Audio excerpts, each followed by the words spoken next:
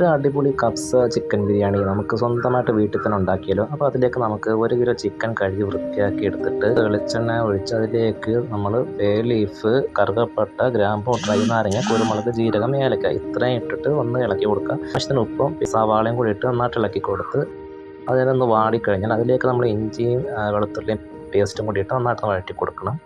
ഒരു 2 ടീസ്പൂൺ കബ്സ മസാല കൂടി ഇട്ട് വീണ്ടും ഒന്ന് ഇളക്കി കൊടുക്കാം നന്നായിട്ട്. പിന്നെ അതിലേക്ക് നമുക്ക് ചിക്കൻ പീസ് ഇട്ട് നന്നായിട്ടൊന്ന് ഇളക്കി മിക്സ് ആക്കി കൊടുക്കാം. 2 മിനിറ്റ് കഴിഞ്ഞാൽ അതിലേക്ക് തക്കാളി പേസ്റ്റും ഒഴിച്ച് ആവശ്യത്തിന് വെള്ളം ഒഴിച്ച് നമുക്ക് ചെറുനാരങ്ങ നീരും കൂടി അതിലേക്ക് ആഡ് ചെയ്ത് കൊടുക്കാം.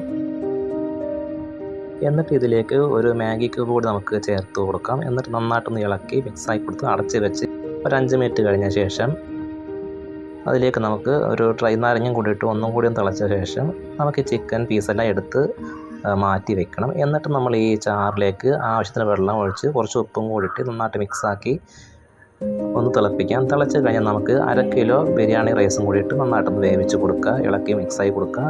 അതിലേക്ക് നമ്മൾ പച്ചമുളക്, ക്യാപ്സിക്കം, ഡ്രൈ നാരങ്ങ, ക്യാരറ്റ് ഇതെല്ലാം അരിഞ്ഞത് കൂടി ചേർത്ത് കൊടുക്കാം.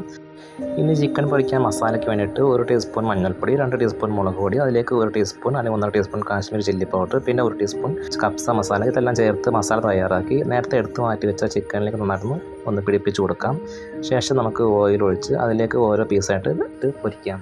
ശേഷം കുറച്ച് അണ്ടിപ്പരിപ്പും ഉണക്കമുന്തിരി എടുത്ത് ഒന്ന് വറുത്ത് ബിരിയാണിയുടെ മുകളിലേക്കിടാം. അതിൽ കുറച്ച് മല്ലിച്ചപ്പും നമുക്ക് അരിഞ്ഞ് ചേർക്കാം. അതിൻ്റെ ഒപ്പം പൊരിച്ച ചിക്കൻ കൂടി മുകളിൽ വെച്ചിട്ട് സെർവ് ചെയ്യാം.